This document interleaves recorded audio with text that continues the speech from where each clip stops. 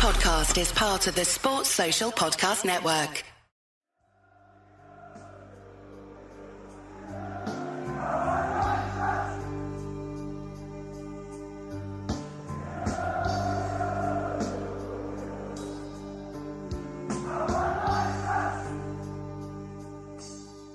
Hello, dear listeners. Welcome to Achtung Millwall on a Friday afternoon. Joining me to chew over the cud of Millwall's inglorious history in the competition that now goes under the name of the Carabao Cup.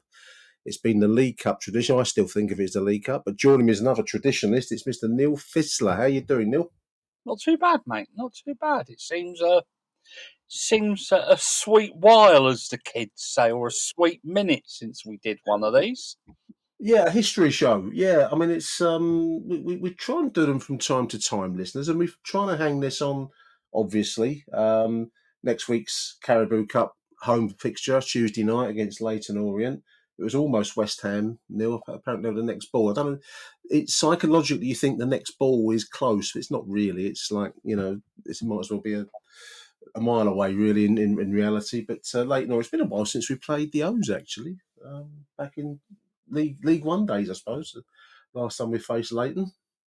I don't know what this obsession with playing West Ham. the vermin is, because at the end of the day, it's all going to be wrapped up, and I don't. But as much of a traditionalist as I am, I don't. It's just more aggro than it's worth. But no, the O's. I think the O's are probably the most inoffensive football team in London, possibly, if not in the whole of the Football League.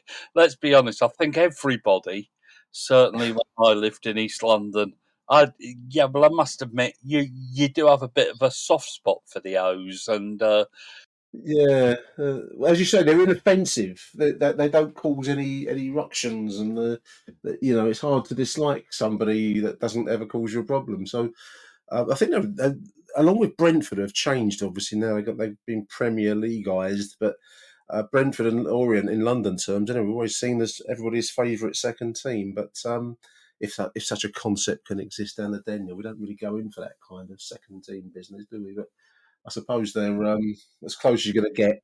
Yeah, but it's always a team that you think, oh, well, it's the O's. You can go over there and... Yeah, it's not far. It's one of those, but it is a strange competition, considering the runs that we've had in the FA Cup. We've even played in the UEFA Cup. Yeah. The Tim Pot Cup, whatever it's called these days. I think they've rebranded it again. Johnston's Paint, the trophy. It's the Football League trophy officially, isn't it? But it's I'm not even sure it's that anymore. I think it's now the Premier League Cup or something like that. Oh, right. Okay. I have no idea. Yeah, but it was something being played the other night, and but no, it's strange competition because we just don't do well in it. It's just one of those things that you think, oh, well, the League Cup, we'll have 2 games and then we'll be out of it. I did a little bit of research. Neil's done a lot more. He's got some good notes and some stuff to get across today on today's show, listeners. But I was struck, Neil, by a few things as I did my little bit of research. Obviously, we're going to call it the Football League Cup, the League Cup, because that is what it is, in my opinion. I don't even really like the EFL Cup, but anyway, that's another subject.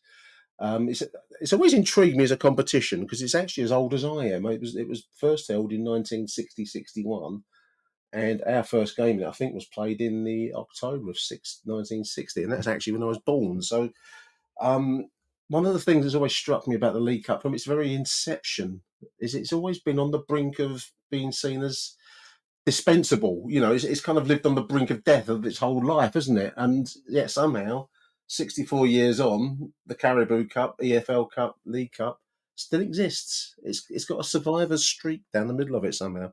Yeah, I think it was introduced in the 1950s. Clubs started getting floodlights. Yeah. And which meant that they could play midweek games under lights. So a football club team, you just didn't play on a Saturday afternoon. maybe a reserve game on a Wednesday afternoon, you could actually play in the evenings, and that opened up a whole new thing. And then you ever know that Millwall had several high-profile friendlies, didn't we? Yeah, didn't we play Spandau or somebody like that? Better We known. had a few. That's a good subject for another show, actually. Some of the friendlies we played over the years. But you're right.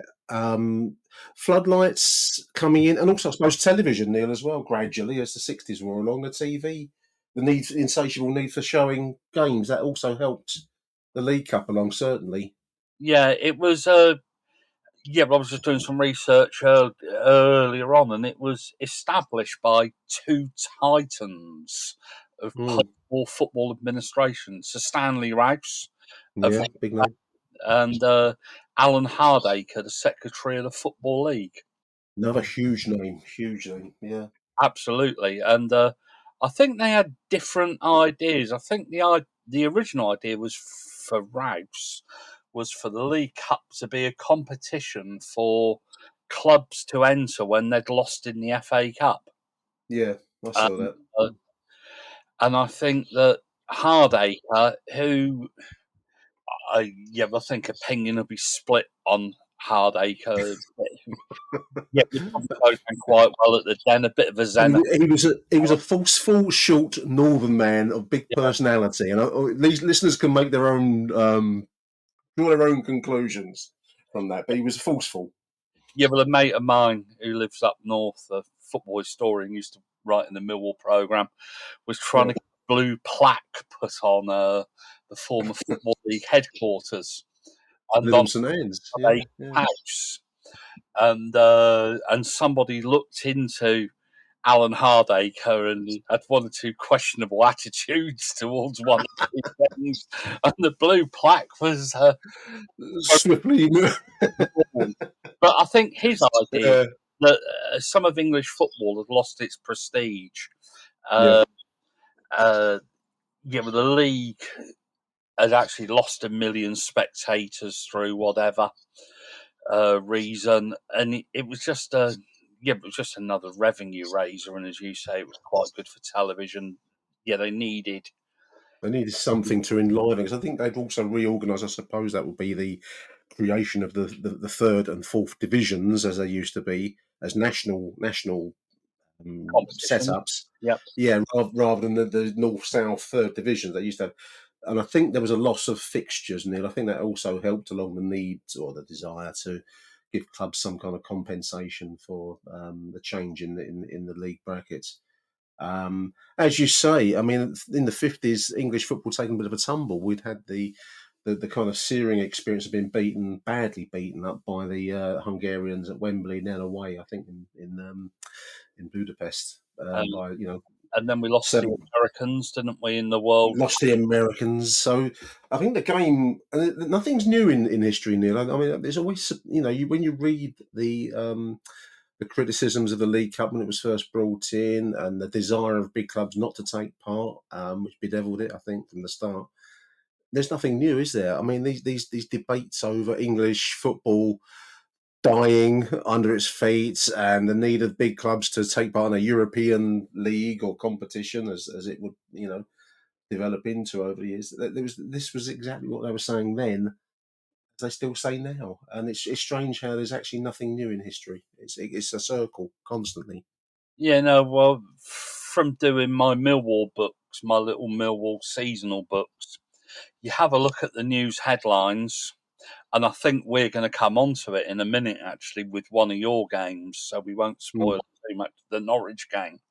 It was in No, the middle of a time of national crisis. yes, it was.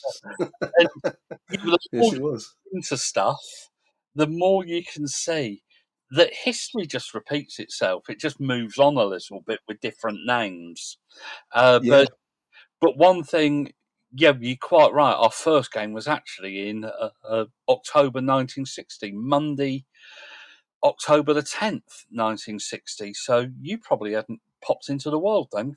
No, I was still in my mum's belly, dear listeners, by a fortnight. I was born on the 20, just short of a fortnight, 13 days later. I was born on the 23rd of October, 1960.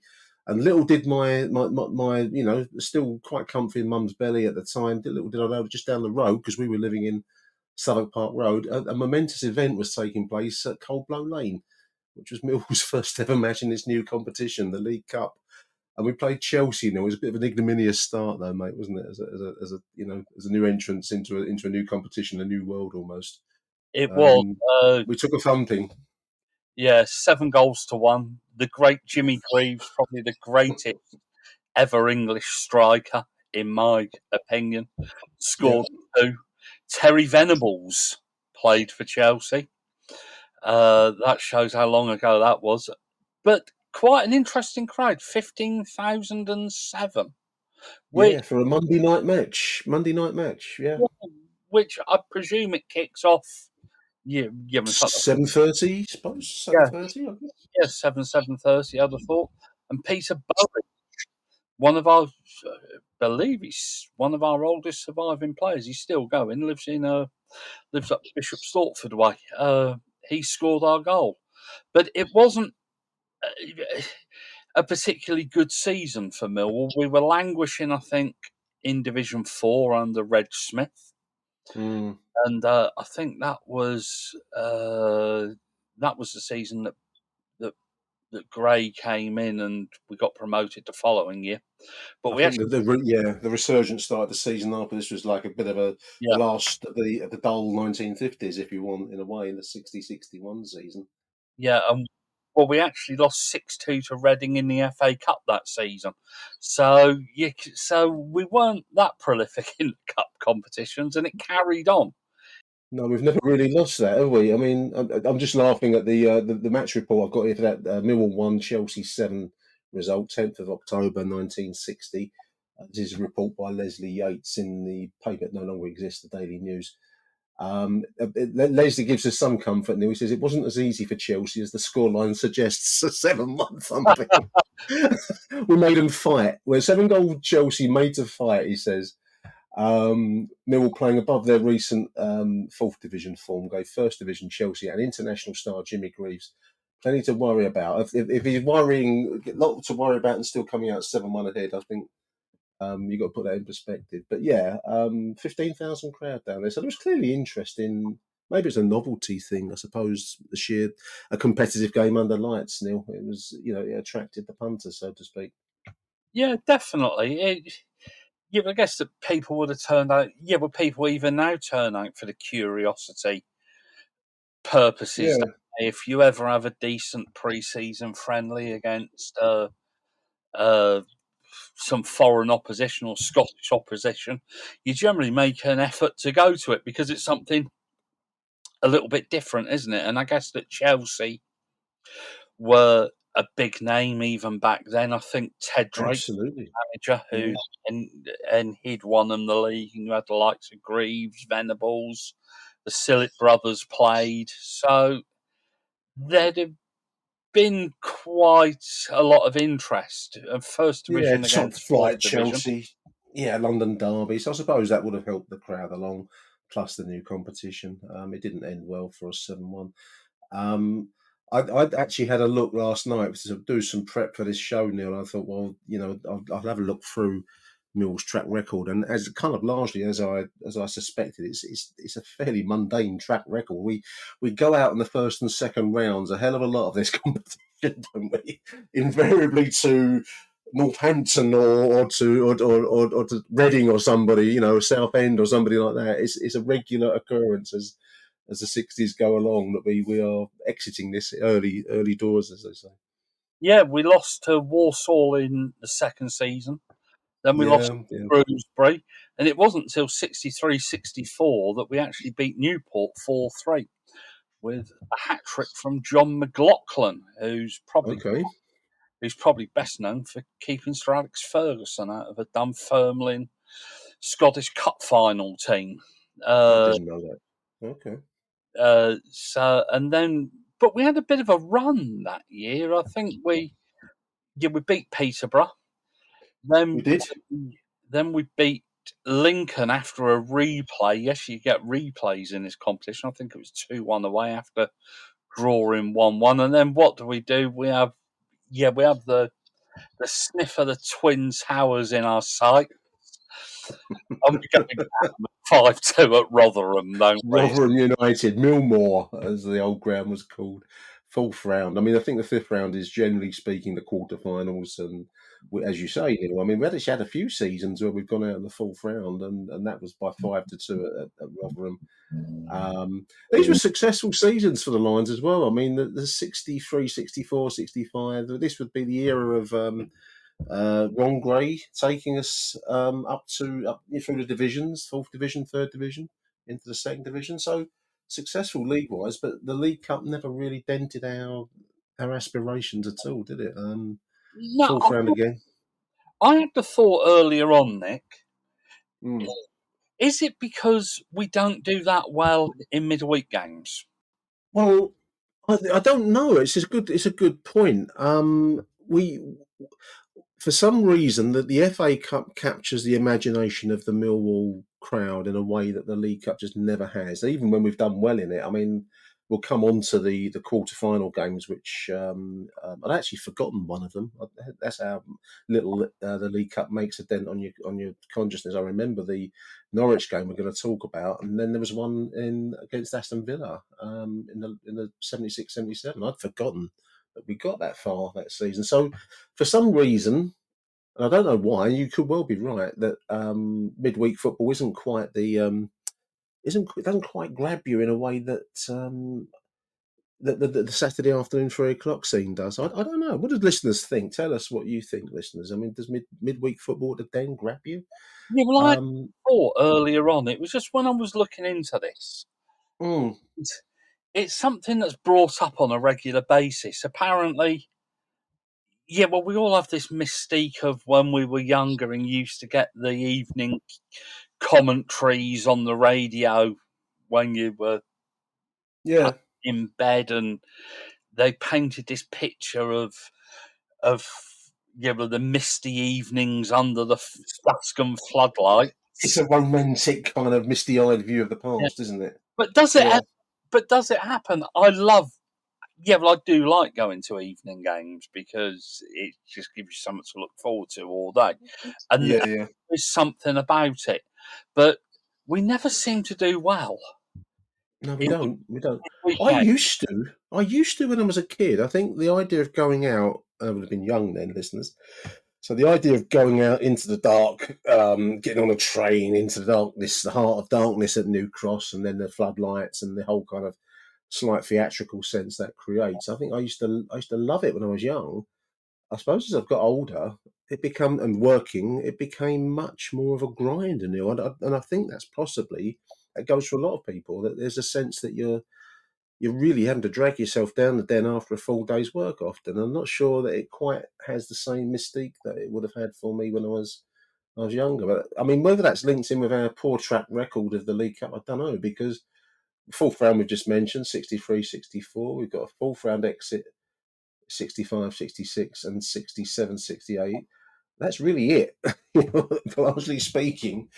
From its inception through to the early 70s, we exit it almost in the first or second round invariably. So it must be something like that, mustn't it? There must be some reason that it's never taken hold at the Den.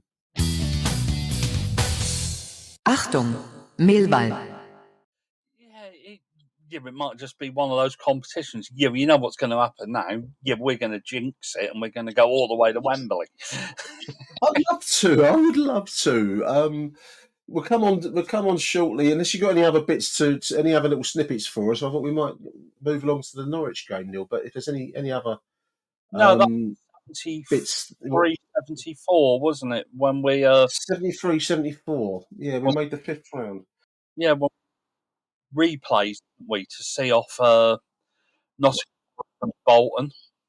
Then we and then we come to the Norwich game, which you're itching to talk about. I am. I'm itching to talk about it. I think I've mentioned it before, listeners, but as I'll be 64 in a few months' time, I'm going to claim the right of the aged to repeat yourself. So, we made the fifth round, the quarterfinals of the League Cup. I remember being very excited about this one, Neil. Just to contradict what we've just said, I would have been, 13 years old at the time that we made it. So it was, for Mill to get that far in a big competition. And I think the other thing I just want to say, Neil, is that from its inception, the League Cup never quite had the status that the FA Cup would have had. But I think if you're going to mention a kind of like a heyday of the League Cup, it was probably during the 70s, where it never really got to FA Cup levels, but it was seen as a valid competition in its own right in the 70s. Maybe that faded away a bit in time, but at that point then, maybe it's the rosy tint of youth, I don't know. It seemed like a proper competition that big clubs took part in and sent out their best teams in and wanted to win it, So for us to progress was something that really left an indelible mark on me. I remember this game well. Millwall won, Norwich City won at Coldblow Lane. The reason I remember it so well, as Neil said already, was it was played on a Wednesday afternoon, 2 o'clock kickoff. Neil, I looked up the kickoff time because there's no restrictions on the use of floodlights at this point. Kids, the government were in conflict. This was been the Conservative government still, Ted Heath, and they had a miners' strike to contend with. And back then, we dug coal out the ground a lot in our country. In fact, it powered the country. And when the miners didn't dig the coal out of the ground, we had problems. We had power cuts. And as part of the government's response to this national crisis, and it was a crisis, we had stuff like the 3-day week. Do you remember that, Neil? The 3-day week, where you could only go to work for 3 days Yeah, out of the 5. yeah. But if anybody thought that but this current Labour government is rolling over and pandering to unions, you ought to have been around in the 1970s when the unions really were powerful. The The people, miners, particularly National Union of Miners were I'd say the elite, the vanguard, or whatever word you want to use. They held the country's fate in their palm. Really, they didn't dig the coal out of the ground, which is a bloody dangerous job, incidentally. Having been in a coal mine in my time as a tourist, I wouldn't want to work down there. But so yeah. Anyway, that's the background. But this game, because the government was restricting the use of electricity, basically, football clubs weren't allowed to use their floodlights, which meant that midweek fixtures had to kick off in the afternoon. And I Wednesday was there. was a short day back then, wasn't it? Everything closed on the Wednesday afternoon. I can remember in the Yeah, 90s. it is. Yeah, it seems so different when you say that, doesn't it? It just seems such a things shut on Sunday, but Wednesday afternoon was early closing. Wednesday early closing, traditional thing. I don't know where that came from or why it was so, but Wednesdays invariably shops would shut in the afternoon.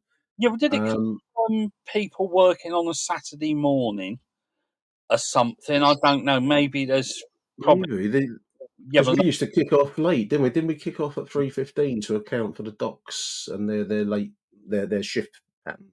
We would we have like a 15-minute. people that follow this show and follow Yeah, us on Twitter and X and whatever else. But I can always actually remember the local shop closing on a yeah. Wednesday afternoon and my parents being home on a Wednesday afternoon. It sounds so different when you say this stuff, Neil. It sounds like you. I catch myself a lot, listeners, when I'm telling my nephew who acts as though he's interested. He may not be interested, but you sound like you come from Charles Dickens's time or something when you say, "Oh yes, there was a miners' strike and they used to dig the coal out that gave us the electric and the gas." Actually, anyway, there was another subject. But anyway, this game kicked off at the quarter final in the League Cup, 2 o'clock in the afternoon, so that it could be played in daylight, and we finished one each. Unlucky. We were very unlucky. There was I can remember we were behind. I can remember that much. There must have been about 11 or 12,000 people in Den, which for a midweek fixture is not bad for an afternoon game, Neil. And I'm just reading the report here from the Daily Mirror. Harry Miller of the Mirror um, says that Norwich, managed by John Bond at the time, were in luck because, and I do remember seeing this incident. Gordon Hill broke into the box, had his shirt pulled back by a Norwich defender. We should have had a penalty. I love this quote from John Bond, speaking back to the outrage. Millwall are entitled to their opinion, but I felt the referee made the correct decision. Now, honestly, the Norwich player had hold of the white shirts at the time. practically pulled it off his chest. So we should have had a penalty, and that would have taken us into the semi-finals. And we were unlucky in the game. We played well and had some chances, and Norwich really were fortunate to survive by the skin of their teeth. Unfortunately, I couldn't get to the replay. That was again another afternoon kickoff up at Norwich, and we got beat 2-1 now. I do have another report with a picture of Alfwood, number 9 for us, missing an open goal. So there it is. It's a very Millwall story to for the biggest game of my Millwall life at that point. Yeah, well, Alfwood scored in that first game. He scored our goal. I think there was. He equalised in the one each, didn't he? Yeah. I've just had a quick look. There were 10,708 there.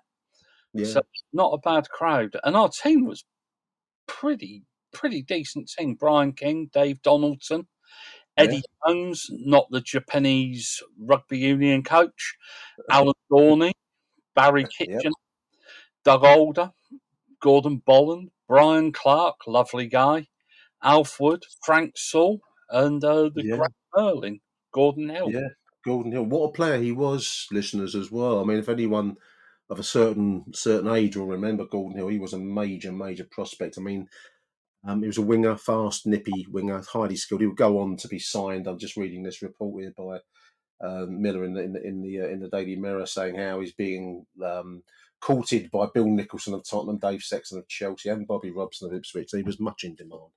And he would leave us and go to Manchester United and go on to play for England, I think, Gordon Hill. I think he was capped within about a month of being at Manchester United, wasn't he? I could be wrong. But I think he was capped very, very quickly after joining Manchester United. I think he was sold to United not long after this game here. This was played December. I think he joined them fairly soon after. I haven't got the date to hand.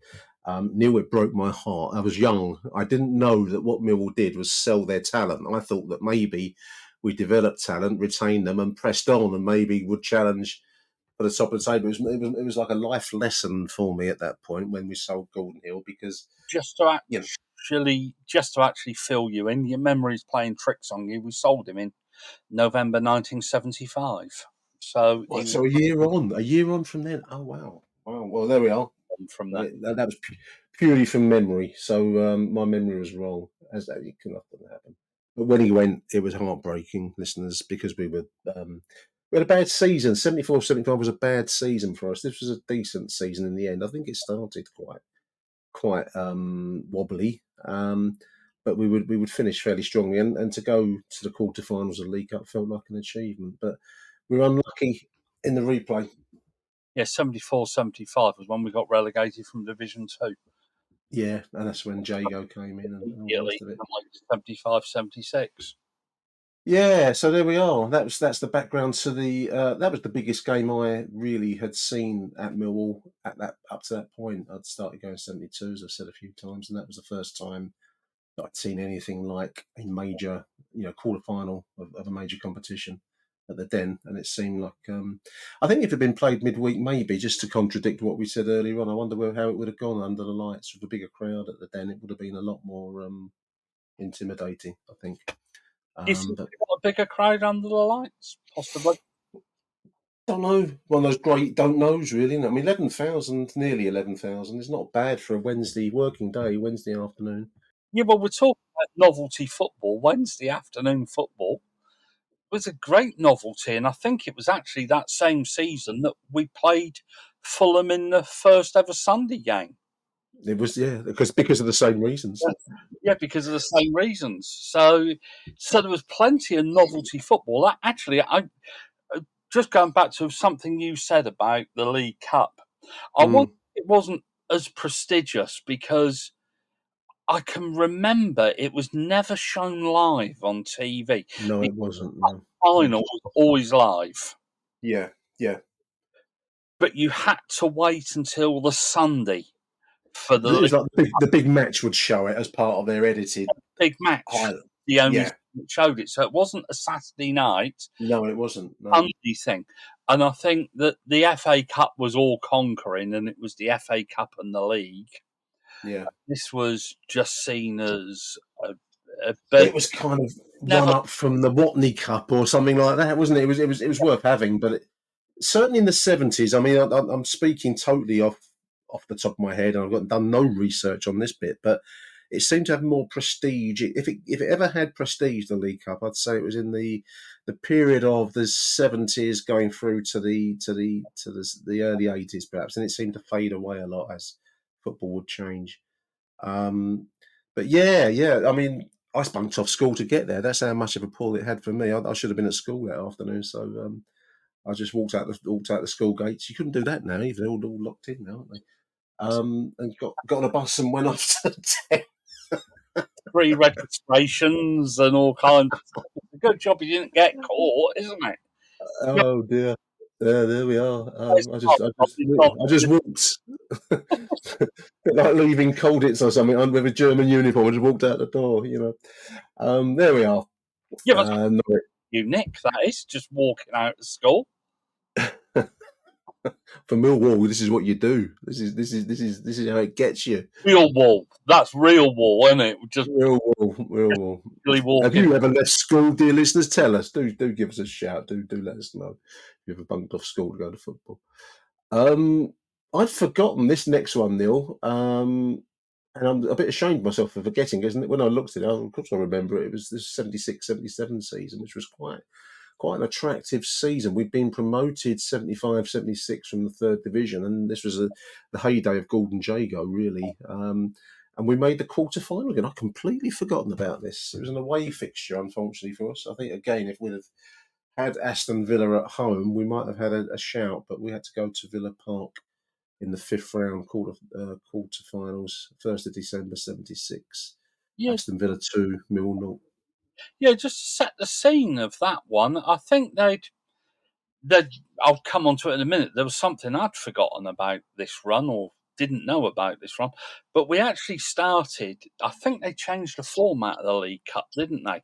Around about that time, you actually played 2 legs. You did. It was the opening game of the season. They would do a home and away leg as a starter. It was quite a good idea, I thought. I quite liked it. Yeah, they were. Yeah, but I've made a note here. Colchester 2 legs at the start of the season before the league campaign. I think it was 3-3. Then we went to a 4-4 draw in a replay. That's right. Penalty shootout, was it? I think it might have been our first ever penalty shootout. We won. Yeah, because that was coming in. Yeah. No, I think you're right, Neil. I think you're right. And that, purely from memory. Yeah. And that replay was on. Yeah, but this shows how football was back then. We won that replay on Monday, August the 30th. Then on Wednesday night, we beat Rotherham 2-1 in the next round. 2 days later. So there was absolutely no messing around. I think we went from Colchester straight up, or wherever this replay was, straight up to bloody Rotherham. Kept in the service station car park and then just gone to the game. Oh dear, that's quite. I mean, sometimes when you look back, it is amazing how football has transformed itself. But I mean, to be playing on a Monday and then come back on Wednesday for another, competitive game is incredible. I've forgotten that. The managers have pitched that, and then we actually played Leyton Orient or Orient. Oh, there we are. And we needed 2 replays. And what I didn't know was, until earlier on, the third game was actually played at Highbury. I remember it was that a 3-0 win for us. There was I completely forgotten.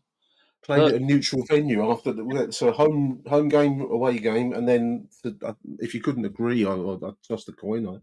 I'd maybe just play it at a neutral venue, which I think is a fantastic idea. We played at Highbury, and we won. I think it was Again, we won with an Orient team that had a lot of Millwall in it. John Jackson, Bill Rofi, Peter Allen, and Derek Bossy was up front for them. So there we are. Yeah, then we beat Sheffield Wednesday 3-0 at home, which was on to the Aston Villa game. 2-0. I've got a report here from the Daily Mirror. This is the Thursday morning edition. Chris Nichol, famous Aston Villa name. Golden Nickel is the headline. Chris starts Villa on the glory trail, 2-0 win. Again, we're unlucky. We went close a couple of times. I think we're a bit under the cosh for the most part during the course of the game. But let's just have a look at the report here. 9 minutes, Chris Nickel headed Villa ahead. Millwall, who have gave John Moore his debut. I didn't realise that was John Moore's debut. That's quite a big game to take the field in, isn't it? John Moore's a great defender, listeners, of that era. A bit under the cosh, but we did go close. Phil Walker gave Millwall hope of a fierce shot from the right, but Villa keeper Jake Finley got a hand to it and knocked it away in the face of John Seasman as he was following up. So it sounds like a frenetic game, but I think Villa sealed it with a late winner. Trevor Lee going, Brian Little, was it? Yeah, So Trevor Lee going close. So yeah, probably just a bit too much to ask of our side. It's a big venue, big game, but we went close. So I'd forgotten all about this game, listeners. It's quite, now I'm saying it all seems familiar, but I've got out of my head. we wouldn't have played in front of many crowds of 37,000 back then. So, and they had Andy Gray up front, who would only been a youngster then. Yeah. I think this might have been the season he won the PFA Player of the Year and Young Player of the Year double, or it was the year after. So yeah, they were always Aston Villa were always a team with ambition, club with ambition, weren't they? And little old Millwall pitched up. Tony Hayes gave him a game. Yeah, and Terry Shanahan, somebody I've totally forgotten about. Terry Shanahan, he was a good player. He seemed to me to be quite skillful. But the thing I remember most about him as a youngster is he had these very deep, dark set eyes, and he had a kind of smouldering look about him. And he played as a winger, and I thought him quite skillful. But he always had an air of mystery about him, Terry Shanahan. He wasn't with us for that long, but when he was with us, I thought him quite a skillful player. Tony Hazel was thick set, kind of central midfield, defensive midfielder, but a very influential part of the team. He came from QPR, Tony Hazel. Yeah, he was part of their rise, wasn't he, under Jago, I think. He had a decent free kick on him, if I remember rightly, as well. But yeah, he was very much part and parcel, like a central, defensive central midfielder, but that kind of orchestrated the game. He was very much part of that Millwall side.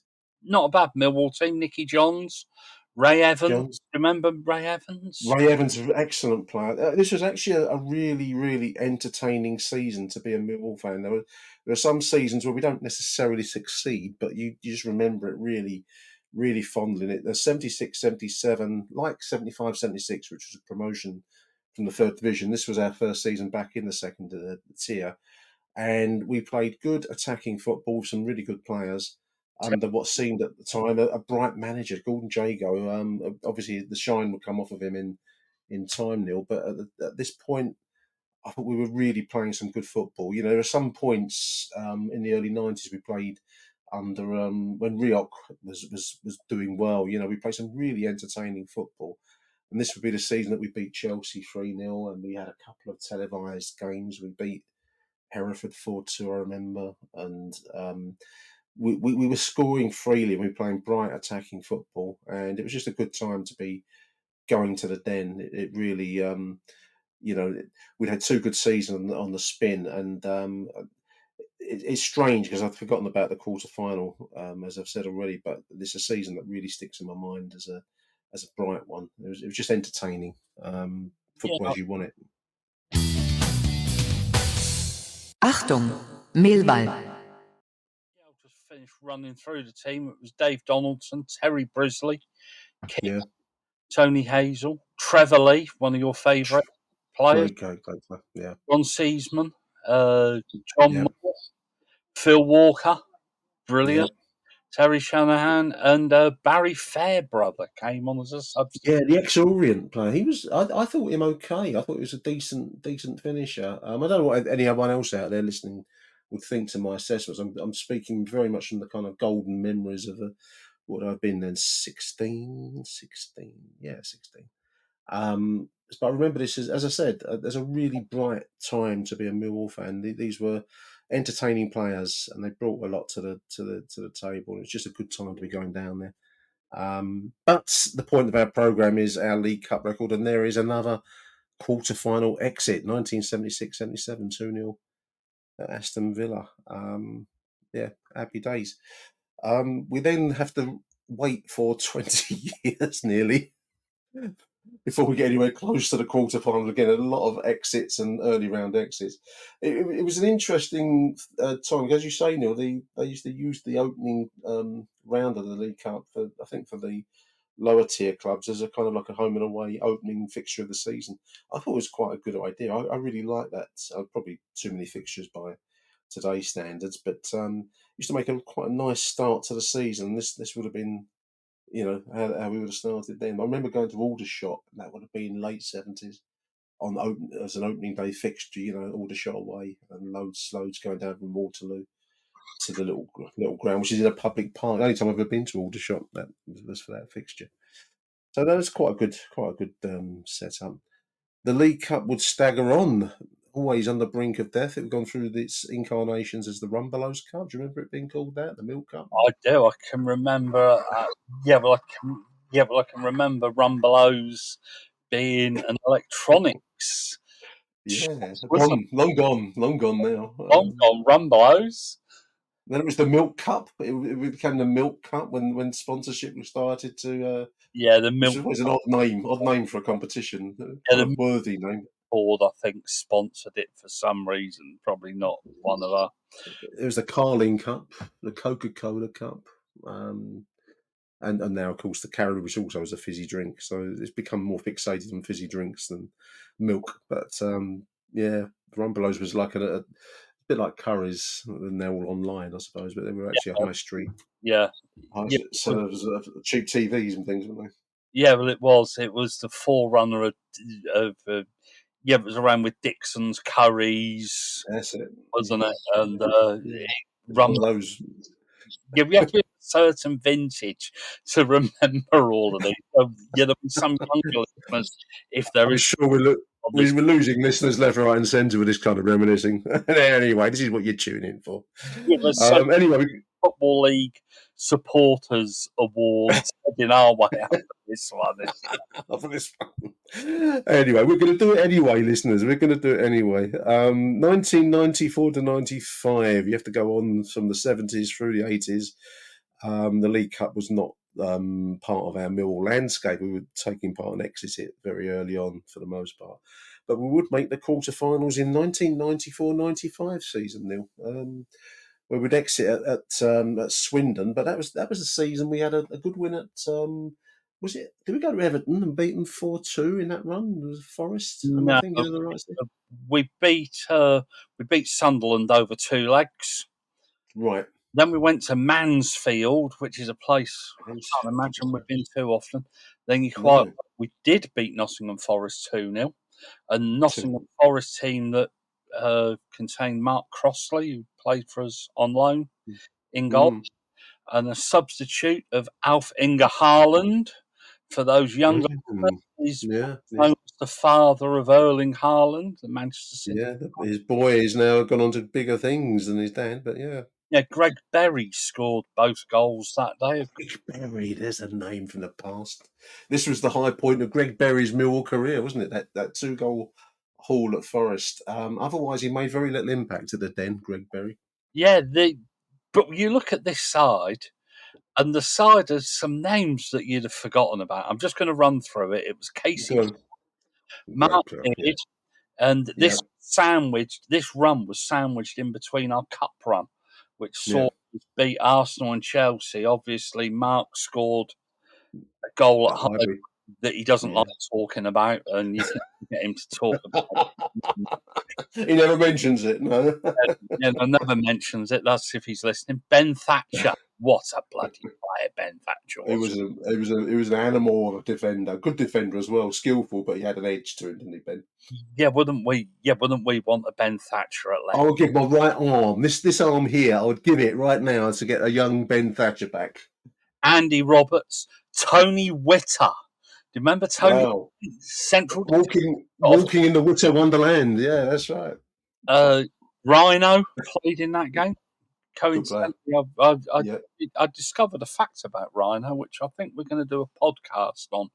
So Okay. I'm not going to mention it too much. His Millwall career nearly ended before it had started. I found that out recently. So we'll do a podcast on that. Dave Savage started that. Good player, yeah.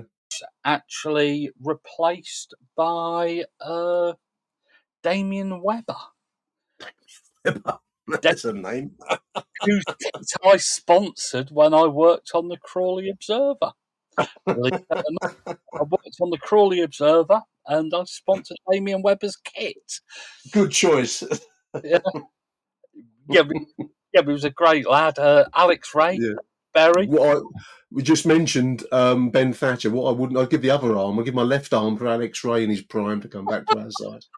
I'll be armless, listeners. I'm sure that Mrs. H will be given. She wouldn't notice, mate. She wouldn't notice. Around the Hart household, given your right and left arms for Ben Thatcher. They're both gone, but we've got Alex Ray and Ben Thatcher back in our team right now. But yes, we would give everything those kinds of players. Greg Berry, obviously we mentioned Dave Mitchell. Mark, a good striker. What would you give to have Mark Kennedy back, Nick? Oh mate, what a goal he scored at Highbury! I was with a mate of mine who got me into the Arsenal section, the side stand. I remember being very impressed because they had cushioned seats at Highbury.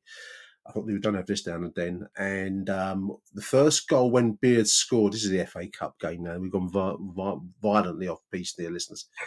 First goal, I managed to sit there and just kind of go, quietly into myself. But when Kennedy buried that second one, along with half the stand around, as it turned out, most of the Millwall fans, we leapt to our feet and let it all roar out. Wonderful night and a deserved 2-0 win at Highbury. It's one of those moments of your life, Neil. You don't forget it. A huge night out, and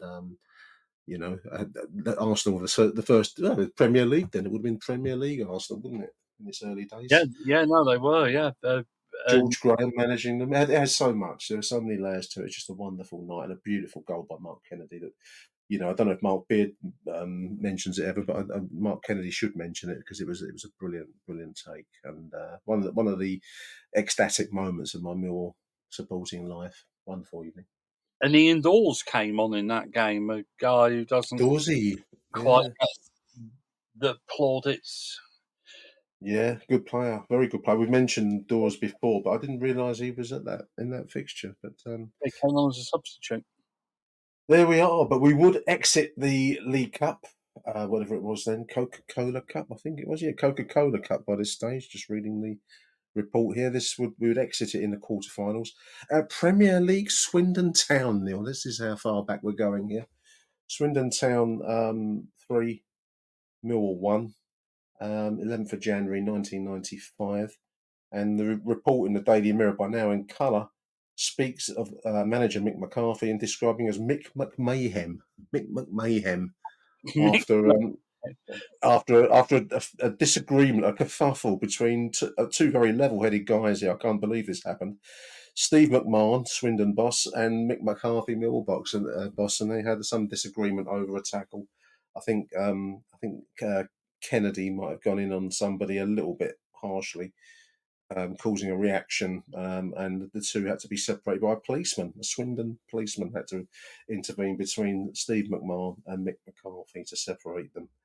But it would finish 3-1 to Swindon Town at the time of the Premier League. Jan Arga Fjortoft was the one of the goal scorers for Swindon. So and Andy Mutt got 2. And somebody played. A couple of people played for Millwall, different from that earlier game, and somebody that I think if a lot of people might have forgotten about one of these guys playing for Millwall. Okay. Richard. Richard Cadet, yes, he was an ex-Brentford player. I think he'd been around a few clubs. And Southend centre forward, wasn't he? Yeah, Richard Cadet, he was like a fast striker come attacking midfielder, really, wasn't he? He seemed to be not sure we ever saw the best of him really, but I can remember him playing for us, and I didn't realise he was in this particular game, the 3-1 loss at the county ground. But Jason yeah, Burke played at left back. And Van Blurk. Van Driver, wasn't he known as? Jason Van Driver. Oh dear. Well, for anyone wondering how the brawl between Mick McMahon and Steve McMahon went, McCarthy after the game said it was handbags, and they kissed and made up. There's an image I don't really want in my head. They made up, and it was all handbags, and the policeman didn't need to get involved with it.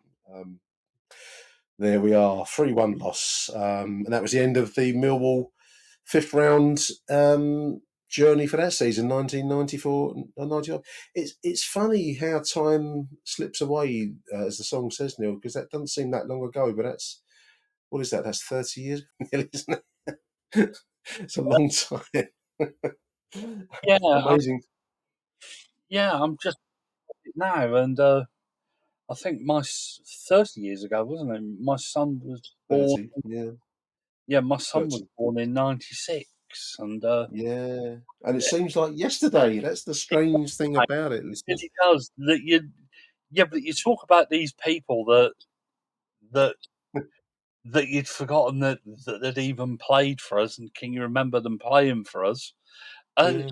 30 bloody years ago, and I know.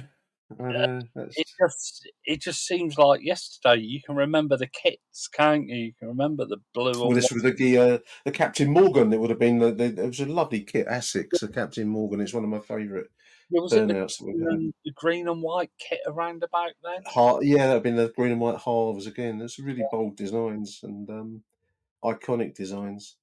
And that was it really. I mean, we made the fourth round in 2004-5. That was a 1-1 draw at the Den. Then a penalty shootout versus Birmingham, which we lost. And that's been it in the Mill's track record in the League Cup. It's compared with the FA Cup, it doesn't really match up, does it? And we've touched on the reasons why it might be. Tell us why you think the League Cup has never touched the Millwall soul, listeners, because you contrast it with the FA Cup. I mean, right from the earliest days, we were known as a cup side. Semi-finals in the early 1900s, and then the 1937, and then various fixtures over time, big FA Cup games, but you don't ever really speak of the big League Cup games, do you? And it's certainly not in Millwall terms. Maybe it goes for other clubs, but you just don't. Some of these games have passed me by, as I've said, and it's a strange contrast with the big competition, I suppose, is how I call it. Yeah, if anybody has got any memories of League Cup ties, send Nick a voice note and we'll stick together some Yeah, show. Or if there's something that you want to remember, send us a thing and we'll have a look into it and we'll do another League Cup yeah. go or something like that. If somebody if there are enough people that want to get involved in it. No, that's a great idea. I mean, you can contact me on Twitter, on X. You can direct message me. We'll exchange numbers. I've also, Neil, I've actually joined the 21st century, and I've set up a WhatsApp channel. So if you do want to reply back to me on that WhatsApp channel, you can send me a voice note on WhatsApp, and we'd really love to get anything, memories or stories or anecdotes within the terms of English law of libel and slander. Do send them to me. Love to get them. But yeah, you can get me on WhatsApp that way, or you can just message me on Twitter, and we can exchange numbers and If go anybody's from even there. got any other history memories you want to share with us, Absolutely. because we love doing these shows, but they are an awful lot of work, and I mean, when you have to look through our entire record, and then there's games you look up, and this, that, and the other. There's plenty of ideas there, but if people want to get involved with particular memories of of anything, let us know, and we'll stick together a voice note show on it. And yeah, that'd be wonderful. That's a great idea. Because anything, just ask us it, and we'll do our best to look it up. And I'm sure if we haven't got the answer, we can find somebody who has got the answer. We'll find it somehow or another. Nice, cool, good idea. So do get in touch with us, listeners. It'd be great to hear from you. Neil, I want to say thank you, mate. As you just said, you're right. It's a lot of work that goes into these shows. I want to say thank you to you, mate. It's always good to talk to you and keep in touch. Yeah, no, it's a little bit different to coming in and mouthing off after a game, isn't it? Well, thankfully, we've made a couple of signings, Femi Aziz and the boy. I don't think this one's gone through completely yet. The boy from Celtic, Danny Kelly. I think they're sitting on the paper. They will go through, but they're just being they're being arses. I think they feel a bit disgruntled that Little Millwall signed a player from the biggest club in outside of Glasgow. Anyway, so Danny Kelly and Femi Aziz. Femi Aziz, from what I've seen on the reels, Neil, looks like what we've needed for a while, a good flair attacking winger. So let's hope that we can create some chances. We're away at Hull City tomorrow. It'll be a good time to get our first win of the season. That will settle the nerves of the club generally, I think, tomorrow. We can get something up there. Yeah, absolutely. I think from when we were doing the show last Sunday, wasn't it, Jay? Bristol, was a bit of we were a bit of doom and gloom, and something needs to give, and it's completely different. Yeah, we've signed a couple of players. It looks as if there's other irons in the fire. Using that. No, yeah. I'm going to get a cliche hooter, and I'll use it on myself, listeners. I'm fair, but whenever we come out with that kind of stuff, we're going to have a cliche hooter. But anyway, for the moment, we'll spare Neil the ignominy of that. But yeah, it's it was tough last weekend at Bristol. We were both unlucky and we put a lot of work in only to see it thrown away. And Neil Harris, I think, in the aftermath, maybe said his piece, and there have been signings. So with more. It's bloody worked. Whatever he said, it's yeah. You don't want to do it too often, Neil. It's not something you want to do all the time, but in its place, it did work. So fair play to the club for making that signing happen. Let's hope he works out well for us. He looks the part. Neil, also a big thank you, mate, and we'll be back, no doubt, very, very soon. Certainly be back after the weekend. The Hull City away game tomorrow. Do send me your voice notes and let me know what you think in the aftermath of the full-time whistle at that Hull. So until then, from myself, Nick Hart, and the history big dog, Neil Fissler, it's Arrivederci Millwall. Bye for now.